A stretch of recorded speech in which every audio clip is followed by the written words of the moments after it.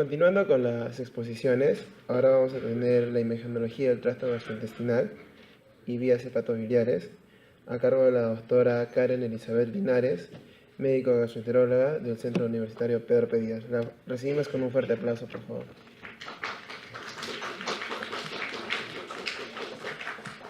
Buenos días con todos, agradeciendo la invitación para poder ayudarlos un poquito y orientarlos acerca de todo lo que es la imagenología en la vía digestiva. Inicialmente vamos a empezar con todo lo que es imagenología del tracto digestivo en general y luego continuaremos con lo que son imagenología hepática y tendremos un break y luego continuaremos con lo que es de páncreas. Entonces, principalmente el estudio en cuanto a lo que es radiología en la vía digestiva es principalmente contrastada. Es lo que nos ayuda más a los gastroenterólogos a hacer tanto estudios anatómicos de lesiones y en algunos casos, bueno, en tiempos pasados o en lugares donde no se cuenta con nuevas tecnologías, también nos ayuda con algunos trastornos funcionales. Entonces, empezando con lo que es el estudio de lesiones esofágicas, hay que tener en cuenta algunas características básicas de lo que es el esófago. Tener en cuenta que la longitud del esófago está aproximadamente alrededor de 20 a 25 centímetros y en una endoscopía digestiva alta, un esófago gastroduodenoscopía, se establece su comienzo a partir de los 15 centímetros de la arcada dentaria superior. Y el cardias, que es la unión a nivel del esófago hacia el estómago, está en un aproximado a unos 40 centímetros y esto varía también de acuerdo a la estatura del paciente. Tener en cuenta que la localización del esófago es principalmente intratorácico en la mayoría de su longitud, a excepción de los últimos centímetros, 2 a 4 centímetros, que son intraabdominales, que se encuentran por debajo del diafragma. Ahora, ¿qué es lo que podemos estudiar nosotros? Como le digo, principalmente nosotros utilizamos estudios contrastados y les voy a ir mencionando ciertas patologías, qué es lo que van ustedes a encontrar en la clínica, en la práctica clínica. Cabe destacar, chicos, que lo principal y lo que prima aquí es lo que les diga el paciente, la clínica del paciente. Y de acuerdo a eso, ustedes van a pedir sus exámenes auxiliares teniendo una presunción diagnóstica. Entonces, en cuanto a lo que son las compresiones, podemos tener tanto compresiones extrínsecas como compresiones intrínsecas. Dentro de lo que son las compresiones extrínsecas a nivel de lo que es el esófago cervical, podemos encontrar compresiones propias del músculo cricofaringio, también a nivel de lo que es el plexo faringio, membranas esofágicas, osteofitos cervicales, hernias de discos vertebrales, y uno de lo que es muy frecuente son la presencia de bocios, como la que tenemos en la imagen, ¿no? Vemos una compresión a nivel del lado izquierdo en la cual se trata del lóbulo, el lóbulo izquierdo. En este paciente fue resecado el lóbulo derecho, sin embargo tenemos una compresión por el lado izquierdo. También podemos presentar compresiones por acúmulos ganglionares. Otras compresiones, hay algunas compresiones cuando ustedes vean una radiografía de esófago, incluso cuando ingresan con a una endoscopía van a ver ciertas compresiones que pueden ser normales, como la presencia del callado aórtico, el cruce de lo que es el bronquio principal izquierdo. También pueden encontrar anomalías vasculares como un arco aórtico derecho, una arteria subclavia derecha aberrante, como el caso de la imagen. En caso de cuando haya cardiomegalia, también van a haber ciertas compresiones, lesiones pericárdicas, cuando hay masas mediastínicas o masas pulmonares. Ahora, en nuestro medio es muy frecuente lo que es la tuberculosis pulmonar, tienden a formar muchas adenopatías a nivel del ilio y pueden haber tracciones y deformidades al momento de que ustedes evalúen una radiografía contrastada de esófago. Otra de las patologías frecuentes es la enfermedad por reflujo gastroesofágico. La esofagitis, que es la inflamación por reflujo, es el signo más aislado y más frecuente en el doble contraste, que es lo que utilizamos. Es una apariencia nodular, es una apariencia micronodular, como vemos acá, como un punteado, que se extiende principalmente desde la unión gastroesofágica, que es dada por la presencia de estos pliegues, hacia arriba. Se pueden encontrar también, de acuerdo al grado de la esofagitis, úlceras de aspecto lineal, úlceras estrelladas o con pliegues engrosados. Y cuando hay un reflujo crónico, pueden haber solo un pliegue engrosado único, incluso pueden haber zonas estenóticas. Estos estudios eran los que se utilizaban hace muchos años, era la primera elección, pero sin embargo ahora tenemos la endoscopía. Nosotros podemos entrar, visualizar directamente la mucosa, ver la presencia de eritema, ver la presencia de erosiones, qué grado de erosiones tiene, tenemos la opción de tomar biopsias, ¿no? Entonces, en lugares donde no cuenten con un endoscopio, donde no encuentren gastroenterólogo, de todas formas, los estudios contrastados tienen algún valor diagnóstico. Como les decía, cuando tenemos un reflujo crónico, es un paciente generalmente que tienen hernias hiatales con reflujos marcados y pasan años de años con estas molestias, pueden llegar a ser estenosis como el caso de la figura, ¿no?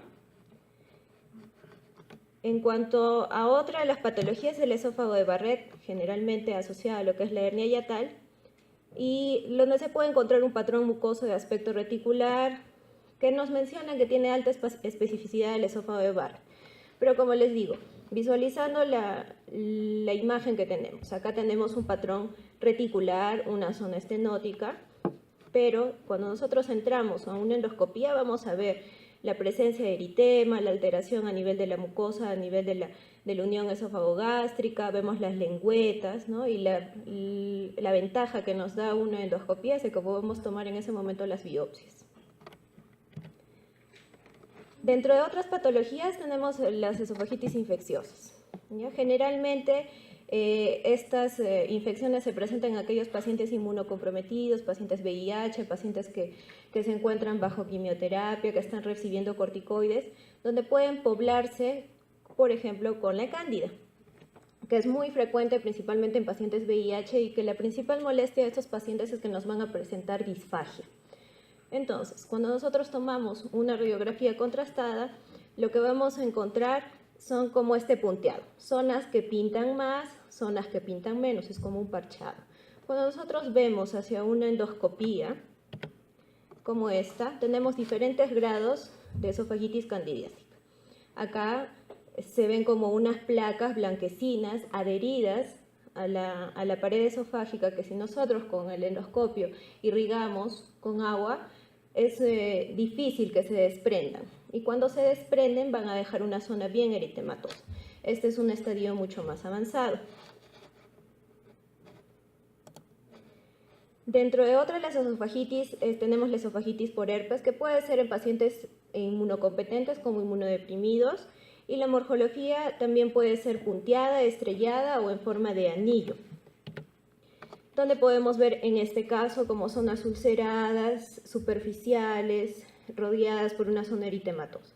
Nuevamente, la ventaja en una endoscopía es que podemos ver directamente las lesiones, podemos tipificar las lesiones, podemos hacer hisopados, cepillados, tomar muestras para confirmar el diagnóstico, cosa que no podemos hacer con la radiografía. Pero como les indico, en lugares que no tengan, puede ser una opción inicial.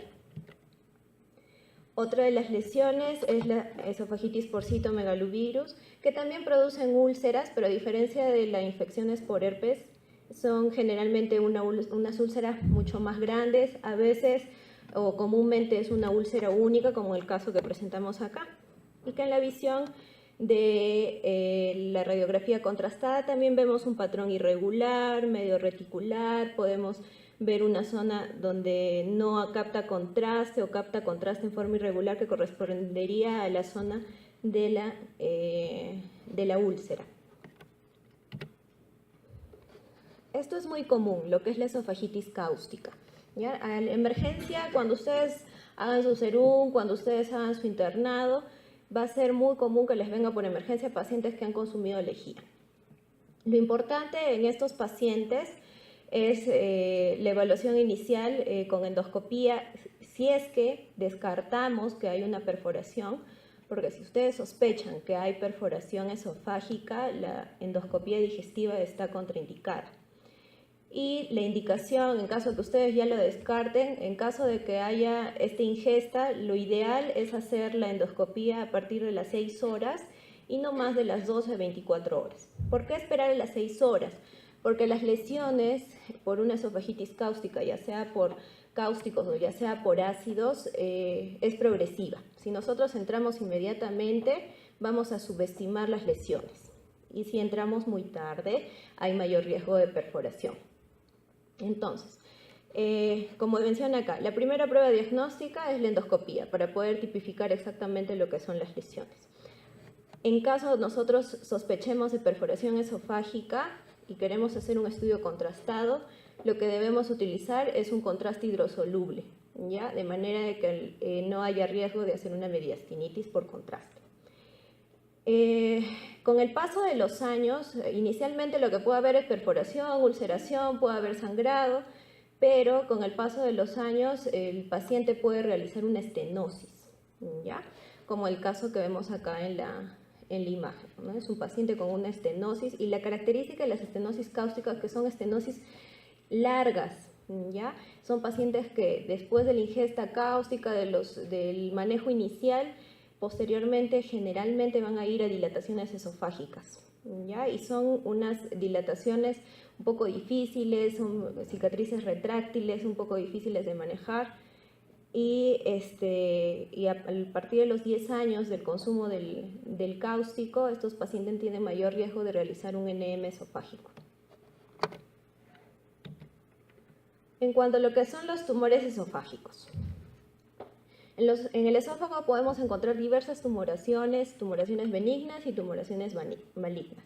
Dentro de lo que son las tumoraciones benignas podemos encontrar quistes, podemos encontrar tejido heterotópico, tumores benignos epiteliales como el papiloma de células escamosas, que es muy común, tumores benignos de origen mesodérmico, muscular, fibroso, vascular, tejido nervioso, ¿ya?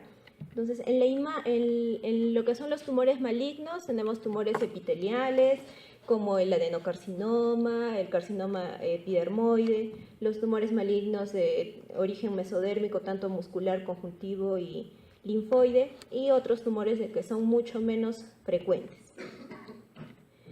En cuanto a lo que es la radiografía, la mayoría de los tumores van a tener las mismas características. Cuando ustedes ven un esófago contrastado, van a ver este tipo de imágenes, ¿no?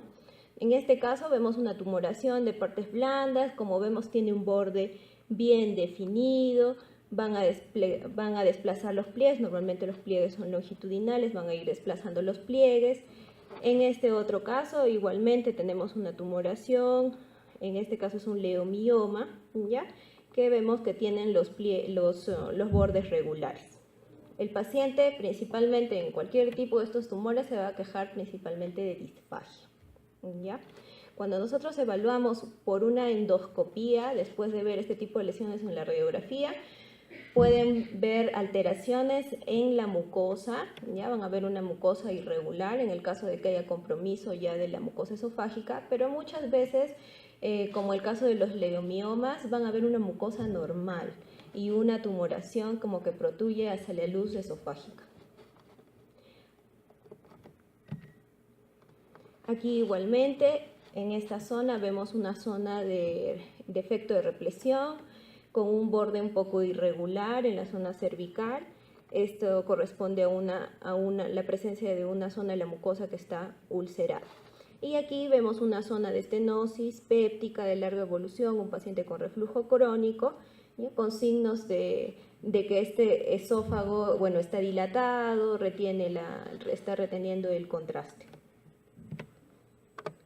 Ahora, como les dije, no solo nos sirve para los estudios radiográficos contrastados, no solo nos sirve para ver anatomía, sino que también se utilizaba para ver los trastornos de motilidad, que en algunos casos nos puede servir, pero actualmente tenemos a la mano lo que es la manometría, tenemos la impedancia, ya que es el estándar para el manejo, para el diagnóstico de este tipo de patología. Una de las más comunes es la calasia, ¿ya? La calasia puede ser primaria cuando es una enfermedad idiopática en la cual se ven afectados el plexo nervioso mientérico del esófago, pero también puede ser secundaria.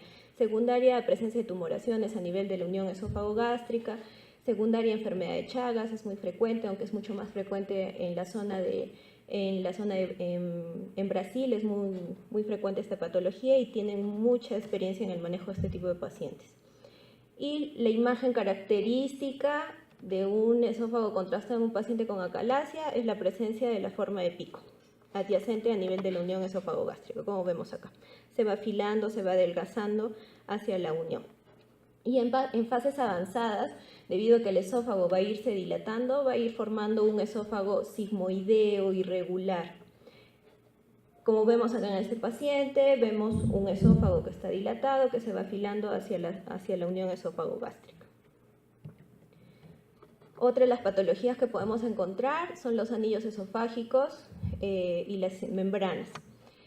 El más frecuente es el anillo de Chatsky. Es un anillo esofágico a nivel de la zona inferior que se presenta principalmente con disfagia, casi siempre es a nivel de la unión esófago-gástrica y la superficie superior de este anillo va a estar tapizada por mucosa del epitelio escamoso, mientras que la superficie inferior está recubierta por epitelio columnar. Como vemos acá, un esófago y le vemos una zona de defecto de represión del contraste que viene a ser el anillo de Chatsky.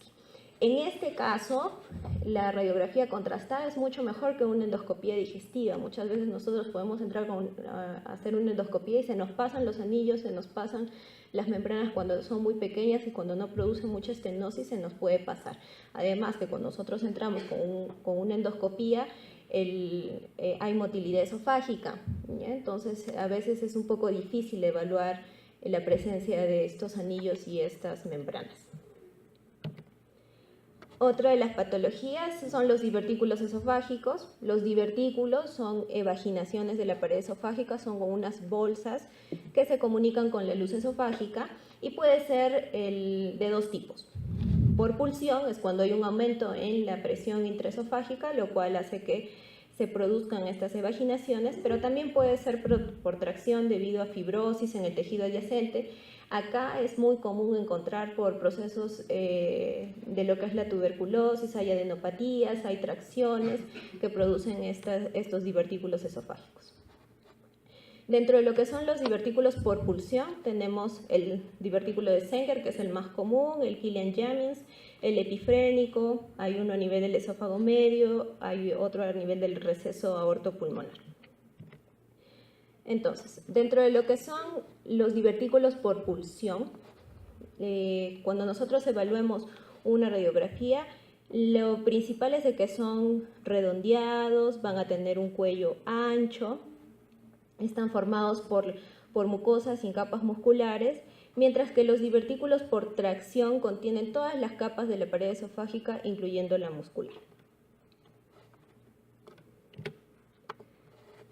Dentro de lo que son un punto más acerca de lo que son los divertículos, siempre les voy a hacer la comparación con lo que es la endoscopía digestiva. En los casos que nosotros tengamos la sospecha de presentar un divertículo, antes de hacer una endoscopía sí es bueno hacer un esófago contrastado. ¿Por qué? Porque a veces el agujero, digamos el cuello del divertículo, puede ser tan grande que cuando nosotros entramos con una endoscopía podemos confundir la entrada de ese divertículo como si fuera la continuación del esófago.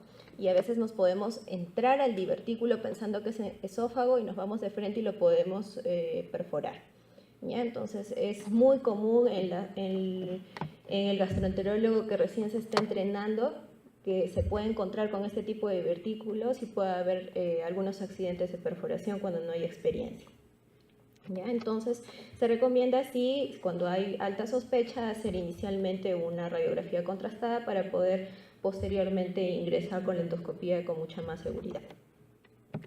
En cuanto a lo que son las varices esofágicas, esto prácticamente ya no está en uso, pero si es que ustedes mandan a una radiografía contrastada a un paciente por cualquier otra razón, pueden encontrar este tipo de hallazgos donde se van a ver defectos de represión longitudinales, de morfología serpinginosa, que corresponden a las varices esofágicas. Mucho mejor una endoscopía en algún paciente que ustedes estén sospechando de una hepatopatía crónica pensando en que tienen varices esofágicas, van a ver directamente la presencia de estas dilataciones venosas a nivel del tercio inferior del esófago, van a poder caracterizar qué grado tienen, grado 1, grado 2, y bueno, la ventaja también es que van a poder hacer un tratamiento endoscópico como una ligación de varices esofágicas. En cuanto a lo que son los estudios contrastados a nivel del estómago, cabe recomendarles que cuando pidan un estudio contrastado en estómago, de preferencia siempre debe ser con doble contraste y con bario de alta densidad, salvo aquellos pacientes en que la motilidad gástrica esté disminuida o que haya sospecha de obstrucción donde pueda haber retención del contraste. Y en casos de cirugía gástrica reciente o sospecha de perforación, igual que en el esófago, se recomienda utilizar otro tipo de contrastes, contraste hidrosoluble o contraste de yodado, ya que no hay riesgo de fibrosis ni que hubiera fuga del mismo. Entonces, en el estómago, ¿qué tipo de lesiones nosotros vamos a encontrar? Podemos encontrar úlceras, podemos encontrar lesiones polipoideas o una combinación de ambas. La úlcera se va a observar como una acumulación focal del contraste, mientras que la lesión polipoidea aparece como un defecto de la represión. Entonces, algunas características de lo que son las úlceras a nivel de las imágenes que van a ver a un estudio contrastado. Tenemos que comparar, o hay ciertos signos que me dicen que es una úlcera benigna y que es una úlcera maligna.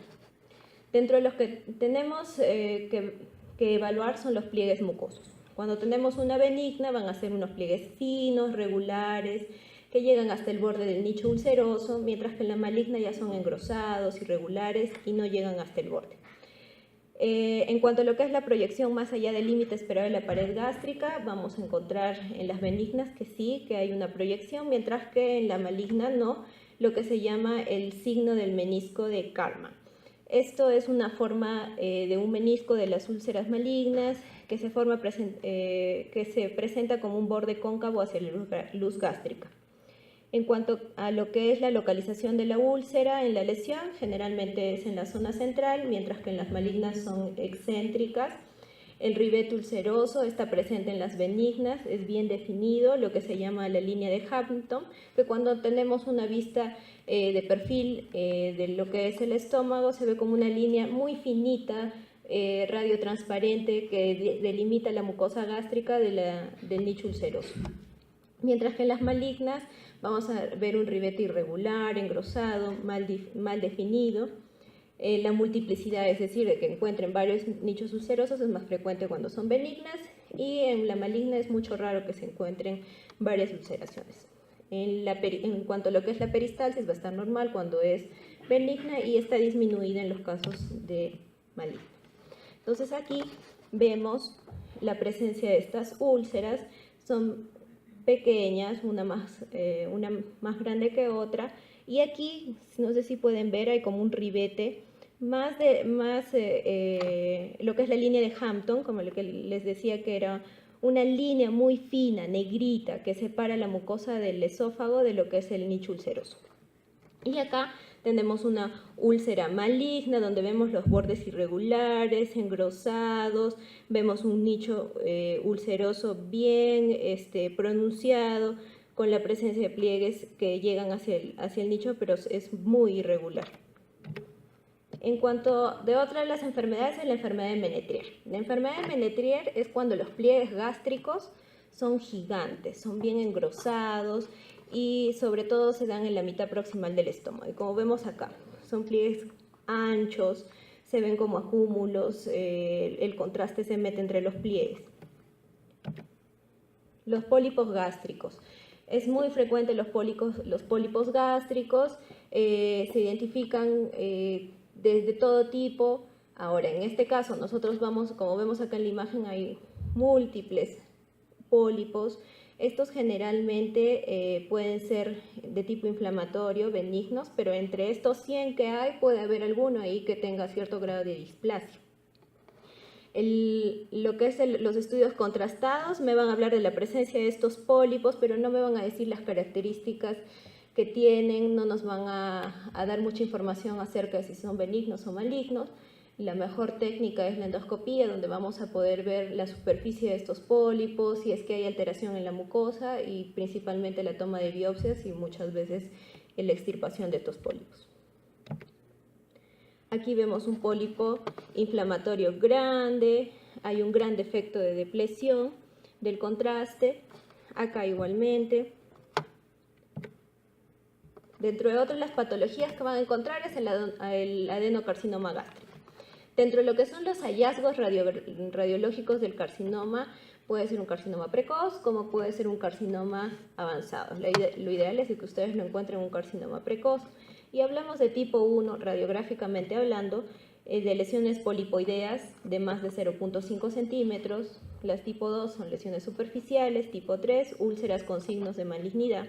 Y en cuanto al carcinoma avanzado, también se puede presentar como si fuera polipoideo, como una masa lobulada, ulcerada, que protruye hacia la luz gástrica, como la presencia de úlceras malignas, y cuando es estadios mucho más avanzados, como una linitis plástica, donde el estómago va a estar totalmente rígido, no va a haber motilidad y una disminución de la luz gástrica. Entonces, acá vemos una úlcera, un lecho ulceroso a nivel del antro gástrico, vemos engrosamiento de los pliegues, ya que se dirigen hacia el nicho ulceroso, y cuando tomaron la biopsia de esta lesión, efectivamente fue un adenoma gástrico superficial. Acá vemos igualmente una úlcera con características de malignidad, vemos que los bordes son irregulares, los pliegues están un poco engrosados y no llegan directamente hacia lo que es el nicho ulceroso, y correspondió igualmente a un adenoma gástrico. Y acá vemos la imagen tomográfica que muestra esta lesión a nivel de la curvatura menor, ¿no? Vemos la pared engrosada y una zona de defecto. Acá es la linitis plástica. Ya no vemos la típica forma en J del estómago, vemos que la luz del estómago es prácticamente nula. ¿Ya? La motilidad, cuando se evalúa la motilidad del estómago, prácticamente no va a haber nada. Vemos acá un cordón, no, pierde totalmente la forma normal del estómago. Igualmente acá vemos que la luz está totalmente reducida, hay pérdida de pliegues, no se ven los pliegues que normalmente se saben ver en el estómago. Otra de las patologías es el linfoma gástrico. El linfoma endoscópicamente se puede presentar cualquier cosa, puede ser linfoma. Cualquier alteración en la mucosa puede ser linfoma. Puede presentarse como un eritema, puede presentarse como una zona irregular, como pólipos, como úlceras, tiene distintas presentaciones. La infiltración generalmente es difusa, vamos a encontrar un grosor de la pared mayor de 6 milímetros, los pliegues engrosados, pueden haber úlceras, una masa ulcerada, como les dije, puede presentarse como tumores polipoideos múltiples, y como lo que vemos acá, ¿no? Es un estómago totalmente irregular, acá hay presencia de ulceraciones, igualmente acá. Otra de las patologías es la hernia hiatal. La hernia hiatal es relativamente frecuente en nuestro medio. En este caso, lo que se va a presentar es un ascenso de la unión gastroesofágica por encima de 1.5 centímetros de lo que es el hiato diafragmático. Y la unión gastroesofágica, nosotros, ¿cómo la vamos a identificar? Buscando dónde convergen los pliegues gástricos. Entonces, normalmente nosotros vemos una forma de J del estómago, sin embargo vemos que acá este es el fondo gástrico, se ha elevado. Acá vemos la convergencia de los pliegues como unas muesquitas, ¿ya? A partir de aquí debería bajar el estómago, pero sin embargo vemos que protruye hacia el tórax. Ahora, en cuanto a lo que es la hernia del hiato, el diagnóstico endoscópico es cuando nosotros medimos. Nosotros cuando entramos a la endoscopía van a ver siempre en los informes endoscópicos que mencionamos la línea Z, es decir, la unión escamocolumnar, a qué nivel se encuentra, a qué medida se encuentra. Van a ver siempre que dice a 35 centímetros, a 40 centímetros. Y además mencionan, eso es la unión escamocolumnar, también se menciona la unión esófago-gástrica, que es la medida a la cual empiezan los pliegues gástricos. La diferencia entre una y otra, cuando nosotros medimos con el endoscopio no debe ser más de 3 centímetros, eso endoscópicamente. ¿Cuándo se pide la radiografía contrastada? Generalmente la piden los cirujanos antes de hacer una cirugía para operar, bueno, para cuando quieren hacer cirugías de una hernia hiatal, ellos siempre les van a pedir una radiografía contrastada para ver exactamente la anatomía y poder medir también ellos las distancias de la presencia de la hernia. Ahora, en cuanto a lo que son los estudios radiográficos del intestino delgado. En el intestino delgado, nosotros lo que vamos a pedir es un tránsito intestinal. Entonces, ¿qué tienen que evaluar cuando tengan frente a ustedes una placa de un tránsito intestinal? Tienen que ver la presencia de dilatación de las asas. ¿Cuándo se habla de dilatación de asas? Cuando es mayor a 3 a 4 centímetros. Esto puede variar dependiendo de la constitución del paciente. Tienen que ver la presencia de los pliegues. Acá vemos claramente que están dilatadas las asas. Los pliegues son estos, se vuelven mucho más separados. Van a poder ver alteraciones debido a efectos mecánicos, cuando hay obstrucciones, cuando pueden ver lesiones a nivel de la pared, tumores, úlceras y defectos a nivel de la inervación, que va a haber alteración en la motilidad y por lo tanto va a haber un enlentecimiento de lo que es el tránsito intestinal. Como podemos ver también, tienen que evaluar la presencia de engrosamiento de pliegues y esto se define cuando la distancia entre pliegue y pliegue es mayor de 2 milímetros. Puede ser simétrico o asimétrico y las causas pueden ser infiltración de las capas de la pared de las asas, ya sea por edema, ya sea por la presencia de sangre. Entonces acá vemos la imagen de un tránsito intestinal en un paciente con un cuadro malabsortivo, es decir, de que hay alteración de las vellosidades, hay alteración de la mucosa intestinal, donde vemos engrosamiento de los pliegues, acá están separados, acá se ve con mucha más claridad, incluso hay acá aplanamiento, no se llega a ver bien esos pliegues, ¿no? Que es lo que altera la absorción a nivel del intestino. También podemos encontrar nódulos que pueden ser inflamatorios, pueden ser tumorales, podemos encontrar el patrón en grano de arena, a veces se presentan ulceraciones excéntricas, vamos a ver las imágenes como en ojo de buey, producidas generalmente por metástasis de melanomas. Acá vemos claramente lo que es el patrón de arena, que es un punteado muy irregular, no se ve el tipo cepillo, el borde en cepillo, acá vemos como un punteado, acá está un poquito más claro, y acá también. Vamos a ver defectos de represión. Hay zonas donde no va a pintar el contraste, que pueden ser por distintas causas, presencia de cápsulas, presencia de besoares, incluso presencia de cálculos de la vesícula, provenientes de la vesícula, provenientes de la vía biliar, tumores, ya sean benignos o malignos, anomalías congénitas. Igual acá, un defecto de la depresión, un defecto de la depresión. También podemos encontrar a este nivel divertículos, pseudodivertículos, que pueden ser congénitos o adquiridos, a veces no dan molestias, a veces pueden ser causas de sangrado, son más frecuentes a nivel de yeyuno que en ilion, los múltiples se observan más frecuente en yeyuno, los solitarios son más frecuentes encontrarlos en ilio y la mayoría están en el borde mesentérico y son asintomáticos. Dentro de otra de lo que tenemos que evaluar son signos de malabsorción, que es la principal indicación de estos estudios contrastados intestinales, cuando hay problemas malabsortivos. Entonces, ¿qué es lo que nos dice que sí realmente este paciente tiene malabsorción? Alteraciones del patrón mucoso. Las válvulas conniventes van a ser paralelas y tienen una distancia entre ellas de 1 a 2 milímetros. Hay una atrofia de la mucosa, ya no vamos a ver como un cepillito, sino que lo vamos a ver atrofiado. Las válvulas están separadas, disminuyen su número, son asimétricas. Hay dilatación, más frecuente en el yeyuno. La motilidad de las asas está disminuida y es ineficaz y por lo tanto vamos a tener un tránsito intestinal alargado. Ahora, ¿cuándo decimos que es un tránsito intestinal alargado? Cuando nosotros le damos el contraste oral al paciente hasta que él podemos visualizar y empieza a pasar el contraste hacia lo que es el colon, el valor normal es alrededor de 12 a 48 horas. Cuando ya hablamos de más de 72 horas de que el paciente empieza a eliminar el contraste, podemos decir que tiene un tránsito lento.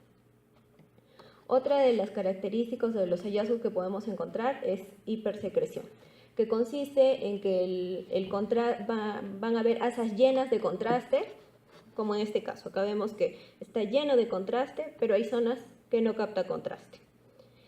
Otra es en que en yeyuno siempre el líquido es patológico. En ilion, donde el tránsito es mucho más lento, es normal encontrar algo de líquido, pero a nivel del yeyuno siempre va a ser patológico. Otro de los signos es la fragmentación. La fragmentación significa que se van a borrar los pliegues de la mucosa y el bario va a resbalar como si fuera un desfiladero. Y es un signo bastante típico de la enfermedad celíaca, que es una de las principales enfermedades malabsortivas, que bueno, no es tan frecuente acá en nuestro medio, es mucho más frecuente en la raza blanca, en países europeos. También es muy frecuente en Argentina. Como vemos acá, ¿a qué se refiere con la yeyunización del ilio? Es decir, que los pliegues a nivel de yeyuno son mucho más engrosados, son mucho más prominentes que a nivel de ilio.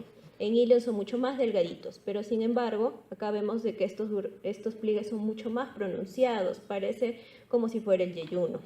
Cuando ustedes hacen una enteroscopía, cuando ingresan con un endoscopio mucho más largo, van a ver cómo saber exactamente si estoy en duodeno, si estoy en yeyuno, si estoy en ilio. Va a ser por las características de la mucosa. Los pliegues tienden a ser mucho más engrosados en la parte de yeyuno que en ilio. Y cuando hacen una cápsula endoscópica, que es una cápsula con unas camaritas, que el paciente las va a deglutir y luego la van a eliminar, y esas imágenes, mientras va pasando por todo el intestino, van enviando las imágenes a un software. Cuando ustedes van a evaluar esas imágenes, van a ver lo mismo. Para ubicarse más o menos y caracterizar las lesiones, su ubicación, se van a tener que guiar de las características de los pliegues. Todavía utilizamos bastante lo que es el tránsito intestinal, porque encontrar a la mano enteroscopía a veces es un poco difícil, y lo que es la cápsula endoscópica todavía es un poco costoso para nuestro medio. Otra de las patologías que podemos encontrar es el divertículo de Meckel, ¿ya? Donde hay una atrofia incompleta del conducto ónfalo-mesentérico. Es un divertículo verdadero, es decir, que tiene las 3 capas, contiene mucosa heterotópica gástrica y pancreática. Puede tener también duodenal, colónico, biliar, aunque la más frecuente es la gástrica, y se localiza en el borde antimesentérico del ilion distal, varía en tamaño y forma. Y vemos, esa es la lesión, la imagen, que no es característica, podría deberse a cualquier otro tipo de divertículo, entonces tenemos que tener la presunción diagnóstica y podemos pedir los PET scan, los isótopos, con un marcador de mucosa gástrica, donde solo debería marcar o brillar donde hay mucosa gástrica, pero sin embargo vemos que brilla acá, a este nivel. Entonces podemos concluir que hay un divertículo de Meckel. Otra de las enfermedades es la enfermedad inflamatoria intestinal, la enfermedad de Crohn y la colitis ulcerativa. En lo que es intestino delgado, solo enfermedad de Crohn. Acuérdense, enfermedad de Crohn puede afectar a cualquier parte, sea intestino delgado, sea intestino grueso. Sin embargo, la colitis ulcerativa es solo intestino grueso. Entonces, en la enfermedad de Crohn, las características es de que es una enfermedad inflamatoria con compromiso transmural, recidivante. La etiología, la etiopatogenia aún no está muy clara y puede afectar a cualquier parte del tubo digestivo, desde la boca hasta el ano. La distribución es discontinua. Hay zonas de la mucosa afectada, zonas que están totalmente normales. Es una afectación simétrica. Hallazgos precoces que vamos a encontrar: edema mucoso, disminución de la distensibilidad, pueden encontrarse úlceras lineales o aptosas. Como cualquier úlcera, se va a depositar el contraste ahí. En la enfermedad establecida ya podemos encontrar úlceras mucho más profundas, con fisuras, con el característico empedrado, que también van a ver ese característico empedrado cuando entren con una endoscopía. Va a haber la presencia de fístulas, esto es muy común en la enfermedad de Crohn, fistulizan rápidamente debido a que tienen un compromiso transmural. Pueden haber zonas de estenosis, y esta estenosis es principalmente por la presencia de fibrosis, y lo que se llama, lo típico, es el signo de la cuerda a nivel del ilion terminal. Pueden haber pseudosaculaciones, se pueden formar también pseudopólipos, puede haber separación de haces. Entonces acá vemos un paciente con una enfermedad de Crohn donde está comprometido el ilion terminal. Se identifican pequeños trayectos lineales como este que está señalando la flecha, que se proyectan más allá de la luz. Esto corresponde a una úlcera más profunda. Igual un paciente con enfermedad de Crohn, y acá vemos el típico empedrado, ¿no? Zonas que no captan contraste, zonas que captan contraste. Cuando entran en una enteroscopía van a ver lo mismo, como si estuviera empedrado. Gracias. La enfermedad de Crohn con afectación en intestino delgado, como dijimos, pueden haber zonas estenóticas y por lo tanto pueden haber zonas dilatadas, como en este caso. Zonas de dilatación, zonas de estenosis, vemos en este lado también zonas de mucosa medio en empedrado, acá no se nota muy bien. Aquí vemos presencias de fístulas, ¿ya? Presencia de fístulas. Otra imagen de la enfermedad de Crohn donde se ven las asas separadas, una asa por acá, otra asa por acá, debido a que la grasa que rodea las asas intestinales se encuentra engrosada.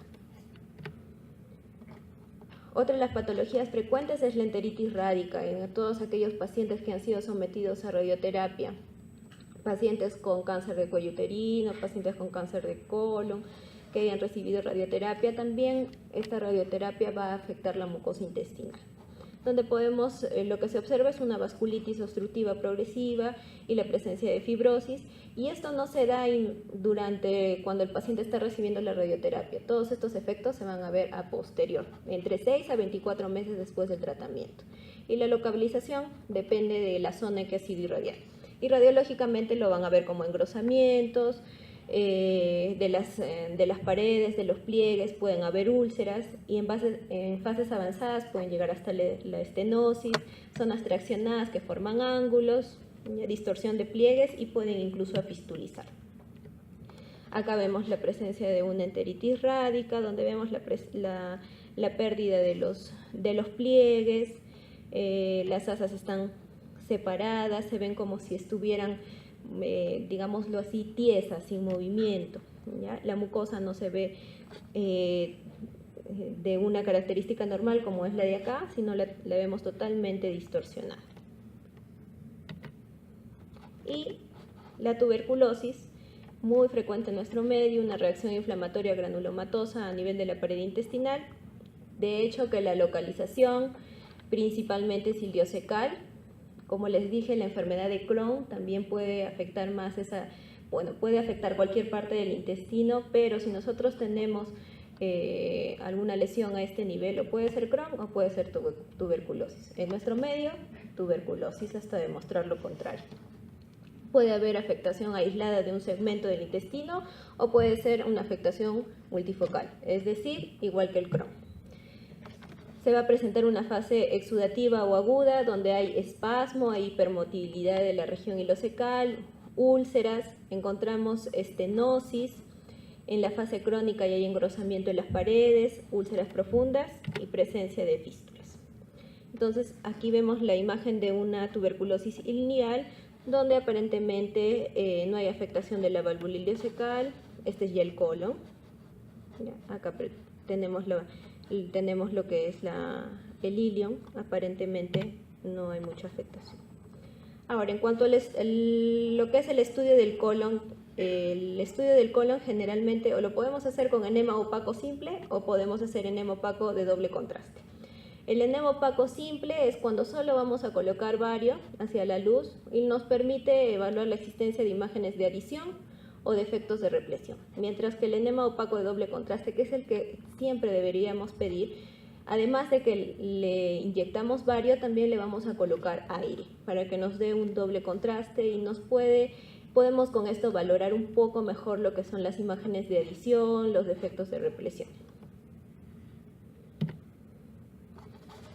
La principal indicación son pacientes que vienen a consulta diciendo que son estreñidos de larga data, hacen deposiciones cada 3, cada 4 días. En nuestro medio es muy común los pacientes que tienen colon largo. Se les indica un colon contrastado y lo que encontramos es esto, un dólico colon. Ahora, si es que ustedes tienen a la mano gastroenterólogos, si es que tienen para hacer endoscopía y es un paciente mayor de 45 años, de preferencia indiquen de inicio una colonoscopía. Ya a partir de los 45 años, todo paciente debería tener una colonoscopía. Puede adelantarse en aquellos pacientes que tengan antecedentes de neoplasias, antecedentes familiares de cáncer de colon, con algunos signos de alarma, si es que vienen pacientes con sangrado, con alteración del calibre de las deposiciones, pueden indicarlo antes de los 45. Ahora, cuando nosotros entramos con una colonoscopía, igual, tenemos la opción de ver directamente la mucosa y tomar biopsias. Muchas veces una colonoscopía puede ser muy fácil. Entramos, llegamos a ciego sin ninguna dificultad. Pero hay colon que son muy largos, hay pacientes que han sido sometidos a múltiples cirugías y por lo tanto forman bridas, adherencias, tracciones, que en algunas ocasiones es difícil completar una colonoscopía. Y en esos casos, por más que queramos, para completar la parte del colon que no fue evaluada, vamos a tener que pedir igualmente un colon contrastado. Bueno, entre otras patologías tenemos vólvulos de sigmoides y lo que es muy frecuente son los divertículos, que son estas tetitas que vemos múltiples, generalmente se presentan en el colon izquierdo, que la visión endoscópica lo van a ver así, como si fuera una ratonera. Huequitos, huequitos, huequitos de distintos tamaños. Estos son divertículos que no están complicados. A veces ya hay la diverticulitis, se inflaman, se obstruyen, pueden infectarse, pueden formar fístulas y van a ver la zona circundante, la mucosa circundante de los divertículos, edematoso, eritema, algunas veces llegan a ver incluso la presencia de secreciones. Igual acá, como tetitas, como bolitas, esa es la imagen típica de lo que van a ver en pacientes con divertículos. En este caso, igual como les digo, estos divertículos pueden inflamarse, pueden abscedarse, pueden infectarse, como en este caso que ya ha formado acá un absceso. Y acá lo que tenemos es una perforación de un divertículo con fístula en la vejiga. Acá vemos la presencia de aire, que normalmente no debería verse, y el paso del contraste hacia la vejiga. Igualmente, acá vemos, dentro de otras patologías, lo que van a encontrar muy común son los pólipos, pero generalmente en las radiografías de colon contrastada, para verlos tienen que ser pólipos un poquito más grandes. La ventaja de la colonoscopía es que pueden detectar lesiones mucho menores. En este caso vemos los pólipos, se van a ver como defectos de la represión. Acá vemos un pólipo a nivel de colon sigmoides y la visión endoscópica es esta. De otra de las patologías tenemos el adenocarcinoma colorectal, donde las imágenes también van a ser muy variadas, puede presentarse como un pólipo, puede presentarse como zonas estenóticas irregulares, y la típica imagen de corazón de manzana o de servilletero, que nos habla de que la mucosa puede estar ulcerada. Entonces, ante el hallazgo de una estenosis al paso de la columna de Bario, o sea, la presencia del contraste, es fundamental valorar la persistencia de la misma para descartar que corresponda a un espasmo colónico. Cuando el radiólogo va tomando las imágenes de colon, puede haber una zona que la va a ver como si fuera la imagen del típico corazón de manzana, pero tiene que ver que no corresponda a un movimiento peristáltico. Tiene que esperar unos minutos y muchas veces esa imagen desaparece, solo fue un espasmo. En este caso vemos una masa polipoidea Acá está la imagen endoscópica, es irregular, la mucosa es irregular, un poquito más eritematosa, con un aspecto cerebriforme y corresponde a un pólipo velloso. Y la imagen la vemos acá, captación irregular del contraste. Y esta es la típica imagen de corazón de manzana. Igualmente acá tenemos una zona estenótica con la imagen de corazón de manzana un poco más pronunciada. En este caso fue un adenocarcinoma de colon. Acá igualmente la imagen de la lesión a nivel de lo que es la imagen endoscópica, y esta es la imagen que nos va a dar en cuanto a lo que es la radiografía contrastada, donde hay una captación irregular de lo que es el contraste. Igual, el signo de la manzana mordida, el signo de la manzana mordida. La colitis ulcerosa es una enfermedad inflamatoria de la mucosa con afectación, a diferencia de Crohn, que era discontinua. La colitis ulcerosa es continua desde el colon distal hasta el colon proximal. Entonces, acá vemos la imagen de un paciente que generalmente estos pacientes vienen con historia de diarrea, rectorragia. Se le diagnosticó de una colitis ulcerosa y, como vemos en la imagen, hay una pérdida de lo que es la anatomía normal del colon. Vemos que se ve rígido, adelgazado. Durante las fases activas, donde hay mayor presencia de inflamación, donde hay presencia de ulceraciones, la mucosa se va a ver de aspecto granular, parecido al empedrado que veíamos en la enfermedad de Crohn. Igualmente acá. Esta es la imagen endoscópica. Lo que ven en blanco son las úlceras, son úlceras serpiginosas, lineales, irregulares. Y a la imagen endoscópica de la radiografía vamos a ver lo mismo, ¿no? Una captación irregular del contraste. Igualmente, paciente con antecedente de diarrea, rectorragia, se le diagnostica de colitis ulcerosa y vemos una afectación de lo que es el recto sigma, con zonas de la mucosa granular, puntiforme, irregular, con una zona un poco estenótica. Esta es la afectación de Crohn a nivel de lo que es colon, que como vemos igual va a dar esta imagen empedrada.